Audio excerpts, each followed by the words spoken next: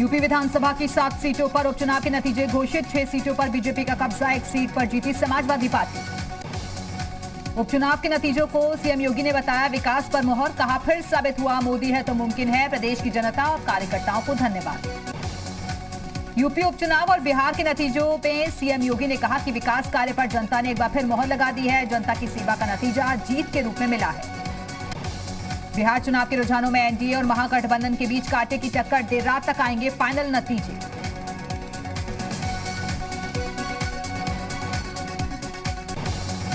Shanghai सहयोग संगठन के शिखर सम्मेलन में प्रधानमंत्री मोदी का चीन पाकिस्तान पर निशाना। कहा एससीओ एजेंडे में बार बार द्विपक्षीय मुद्दों को उठाने की कोशिश, जो एससीओ चार्टर के खिलाफ। यूपी में विधानसभा उपचुनाव में मिली जीत से बीजेपी खुश है। डिप्टी सीएम केशव प्रसाद मौर्य ने विपक्ष पर निशाना साधा। उन्होंने कहा कि विरोधियों को उपचुनाव से जवाब मिल गया है। अखिल भारतीय अखाड़ा परिषद के अध्यक्ष महंत नरेंद्र गिरी ने कहा कि बिहार विधानसभा चुनाव और दूसरे राज्यों के उपचुनाव में जनता ने राष्ट्रवाद और राम मंदिर के नाम पर वोटिंग की है। राष्ट्र, धर्म और विकास तीनों ही सर्वोपरि है। उत्तर प्रदेश विधानसभा उपचुनाव में अमरोहा की नौगावा सादात सीट पर बीजेपी की संगीता चौहान ने जीत दर्ज कर ली है। उन्होंने करीबी मुकाबले में सपा के जावेद आबदी को हरा दिया है। बिहार चुनाव पर सारे एग्जिट पोल नाकाम। सभी ने एनडीए को दिखाई महागठबंधन से कम सीट।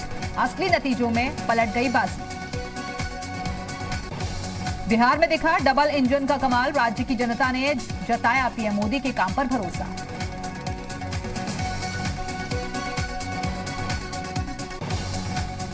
मध्य प्रदेश विधानसभा उपचुनाव में बीजेपी को बढ़त। सीएम शिवराज सिंह चौहान ने पार्टी नेताओं को खिलाई मिठाई, तो बीजेपी प्रदेश अध्यक्ष वीडी शर्मा ने ढोल बजाकर मनाया जश्न।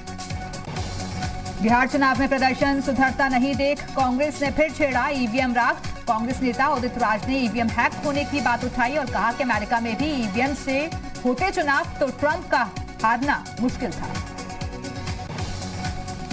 उपचुनाव में समाजवादी पार्टी क्यों हारी, इसका विश्लेषण पार्टी करेगी, लेकिन एसपी के हारे हुए प्रत्याशी कह रहे हैं कि अखिलेश यादव अगर प्रचार करते तो फर्क पड़ता। फिरोजाबाद की टूंडला सीट से हारने के बाद समाजवादी पार्टी के प्रत्याशी महाराज सिंह धनगर का दर्द छलका। उन्होंने कहा कि अखिलेश यादव आए होते तो स्थिति कुछ और होती। बिहार चुनाव और दूसरे राज्यों में उपचुनाव की जीत पर अल्मोड़ा में बीजेपी कार्यकर्ताओं ने जश्न मनाया।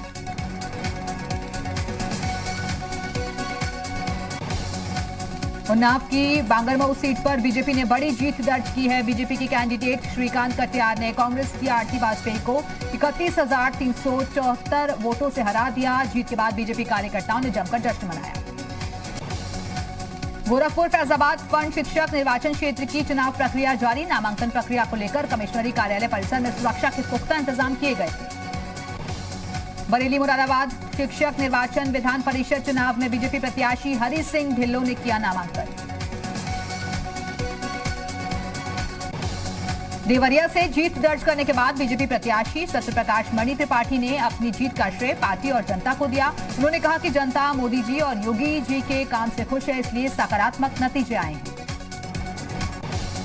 यूपी बिहार चुनाव के नतीजे साफ होते ही बीजेपी में जश्न का माहौल है। देहरादून में बीजेपी की कार्यकर्ता ढोल की थाप पर जमकर थिरके एक दूसरे को मिठाई खिलाकर भी खुशी का इजहार किया। बिहार विधानसभा चुनाव में ओवैसी की पार्टी एआईएमआईएम को 5 सीटों पर मिली जीत के बाद प्रयागराज में पार्टी कार्यकर्ताओं ने खुशी जाहिर की।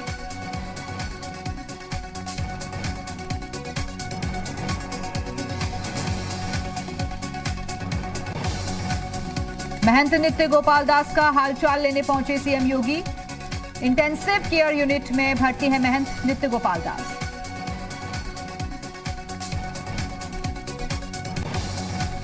मथुरा की जेल में बंद पीएफआई एजेंटों की जमानत पर सुनवाई फिर टल गई है। अब बुधवार यानी कि कल एडीजे 11 की कोर्ट में जमानत याचिका पर सुनवाई होगी।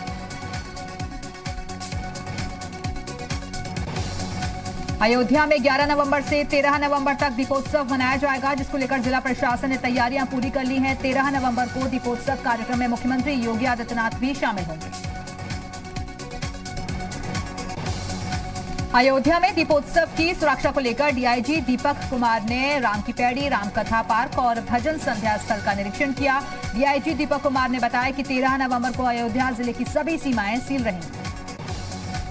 अयोध्या में दीपोत्सव को लेकर डीआईजी दीपक कुमार ने बताया कि दीपोत्सव की सुरक्षा में paramilitary force, ATS commando, PSC और खुफिया तंत्र तैनात रहेंगे। डीआईजी ने अपील की है कि अगर किसी को संदिग्ध वस्तु या फिर संदिग्ध व्यक्ति का पता चले तो तुरंत पुलिस को जानकारी दें। प्रयागराज में अपराधियों और माफियाओं के अवैध साम्राज्य पर योगी सरकार की कार्रवाई जारी है। झुंसी के छतरनाग इलाके में कुख्यात अपराधी और हिस्ट्री शीटर अशोक यादव के 2 मंजिला अवैध निर्माण पर प्रयागराज विकास प्राधिकरण ने बुलडोजर चलवा दिया है। हिस्ट्री शीटर अशोक यादव के अवैध निर्माण को तोड़ने को लेकर प्रशासन ने बताया कि अशोक यादव ने करीब 600 वर्ग गज जमीन पर बिना नक्शा पास करवाए 2 मंजिला भवन का निर्माण करवाया था। इसके अलावा 150 वर्ग के एक और प्लॉट पर भी अवैध निर्माण करवाया गया था। सुल्तानपुर जिले के कादीपुर थाना क्षेत्र में 3 साल की मासूम के साथ रेप की सनसनीखेज वारदात हुई है। मासूम को जिला अस्पताल में भर्ती करवाया गया। ग्रामीणों ने आरोपी युवक को पकड़कर पुलिस के हवाले कर दिया। गोंडा जिले में मनकापुर क्षेत्र के टिकरी के जंगल से पेड़ पर लटकती हुई नरकंकाल का सिर मिला है और जिसे कब्जे में लेकर पुलिस ने जांच के लिए भेज दिया है। मृतक की शिनाख्त वजीरगंज के रहने वाले जितेंद्र के रूप में हुई है। गौतम बुद्ध नगर के सीएमओ दीपक ओहरी के खिलाफ स्वास्थ्य निदेशक ने जांच के आदेश दे दिए हैं। ये जांच मेरठ के अपर निदेशक को सौंपी गई है। मामला आरटीआई से जुड़ा है, आरोप है इसमें। यूपी में कोरोना मरीज तेजी से रिकवरी कर रहे हैं और अब यूपी में रिकवरी रेट 94% हो गया है। सीएम योगी ने रिकवरी दर पर संतोष जाहिर किया। इसके साथ ही सीएम ने रिकवरी रेट को और बेहतर करने के निर्देश दिए। मथुरा के होलीगेट इलाके में पुरानी रंजिश को लेकर शख्स को गोली मार दी गई। गंभीर हालत में अस्पताल में भर्ती करवाया गया। आरोपी मौके से फरार। मेरठ के थाना राया क्षेत्र में देर रात जूता गोदाम में आग लग गई। आग लगने से गोदाम में रखा सारा सामान जलकर खाक हो गया। कड़ी मशक्कत के बाद आग पर काबू पाया गया। ऊधम सिंह नगर के सितारगंज इलाके में 2 ट्रकों में जोरदार भिड़ंत। हादसे में दोनों ट्रक में लगी भयंकर आग। दमकल की गाड़ियों ने पाया आग पर काबू। महाराजगंज के निचलौल थाना इलाके में डीसीएम में अचानक से आग लग गई और धू धू कर जली डीसीएम। कड़ी मशक्कत के बाद आग पर काबू पाया गया। उत्तर प्रदेश में बढ़ते प्रदूषण के बाद सख्ती। लखनऊ समेत 13 शहरों में पटाखों पर लगा बैन। एनजीटी के आदेश के बाद गृह विभाग ने लगाया बैन। हाथरस में सासनी गेट इलाके में गोपेश्वर महादेव मंदिर परिसर में किशोर की हुई हत्या का खुलासा। पुलिस ने हत्या के आरोप में 2 आरोपियों को गिरफ्तार किया।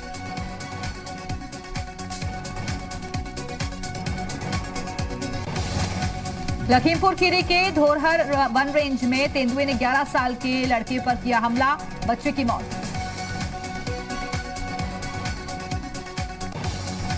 बागपत ईस्टर्न पेरिफेरल एक्सप्रेसवे पर सड़क हादसे में 28 लोग हुए जख्मी। गंभीर रूप से घायल 5 लोग मेरठ के लिए रेफर। लखनऊ में तेज रफ्तार स्कॉर्पियो ने मारी एम्बुलेंस को टक्कर। टक्कर लगने से एम्बुलेंस ई रिक्शा से टकराई। 2 महिलाएं हुई जख्मी। नोएडा में प्रदूषण को कंट्रोल करने के लिए अथॉरिटी का बड़ा कदम। 30 बड़ी निर्माण इकाइयों के पास लगाई गई एंटी स्मॉग गन। ट्रैफिक के दबाव वाले क्षेत्रों में भी नजर।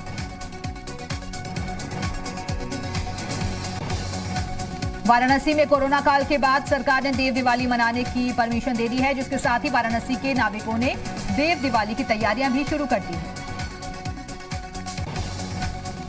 पूरे प्रदेश में माफियाओं पर हो रही कार्रवाई पर डीजीपी ऑफिस ने जारी किया बयान। कहा, अक्टूबर तक 25 चिन्हित माफियाओं पर हुई कार्रवाई।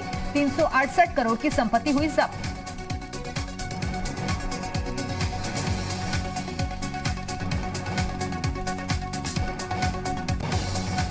फर्रुखाबाद में दीपावली पर महिला सशक्तिकरण को लेकर जिलाधिकारी कार्यालय पर दीपों का संग्रह लगाया गया।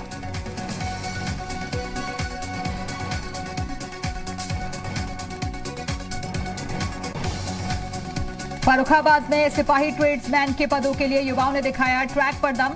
दौड़ में शामिल लगभग 450 युवाओं में से मात्र 270 ही शारीरिक दक्षता की पहली परीक्षा पार कर सके।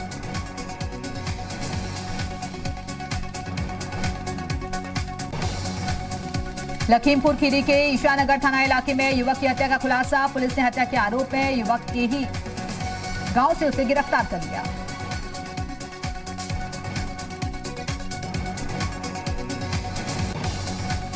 ललितपुर के जखोरा थाना इलाके में युवक की हत्या, युवक की पत्नी के पूर्व पति पर हत्या का आरोप।